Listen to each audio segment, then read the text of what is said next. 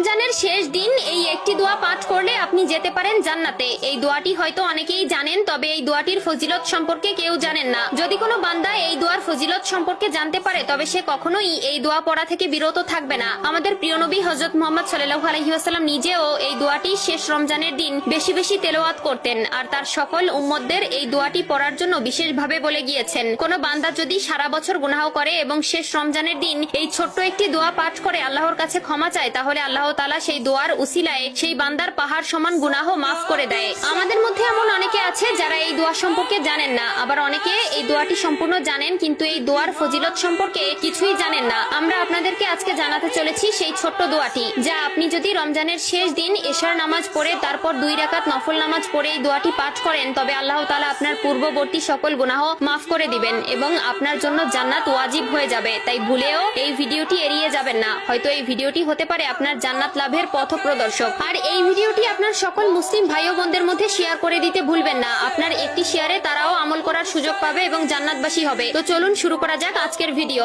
আমরা তো জান্নাতে যাওয়ার জন্য কত কিছুই না করে থাকি, 5 ওয়াক্ত নামাজ আদায় করা, সামর্থ্য থাকলে হজ করা, দান সদকা করা, আরো অনেক কিছু। তবে এসবের পাশাপাশি কোনো বান্দা যদি এই ছোট্ট দোয়াটি রমজান মাসে রমজানের শেষ দিন এশার নামাজ পড়ে পাঠ করে তবে তার জন্য জান্নাত ওয়াজিব হয়ে যাবে। আমাদের প্রিয় নবী হযরত মুহাম্মদ সাল্লাল্লাহু আলাইহি ওয়াসাল্লাম নিজে প্রত্যেক রমজানের শেষ দিন এই দোয়াটি কয়েকশো বার পাঠ করতেন। দোয়াটিকে অনেকে সাইয়্যিদুল ইস্তিগফার নামে বেশি চিনেন। দোয়াটি হলো আল্লাহুম্মা আনতা রব্বি লা ইলাহা ইল্লা আনতা খলাকতানি ওয়া আনা আবদুক ওয়া আনা আলা আহদিকা ওয়া ওয়াদিকা মাস্তাতু আউযু বিকা মিন শাররি মা শনাতু আবু লাকা বিনিমাতিকা আলাইয়া ওয়া আবু উ বিদানবি ফাগফিরলি ফা ইন্নাহু লা ইয়াগফিরুজ জুনুবা ইল্লা আনতা। প্রিয় নবী হযরত মুহাম্মদ সাল্লাল্লাহু আলাইহি ওয়াসাল্লাম বলেছেন, কোন বান্দা যদি এই দোয়াটি পাঠ করার পরে মৃত্যুবরণ করে তবে তার জন্য জাহান্নাম হারাম হয়ে যাবে এবং সে সরাসরি জান্নাতে প্রবেশ করবে। আর যদি কোনো বান্দা এই দোয়াটির অর্থ জানতে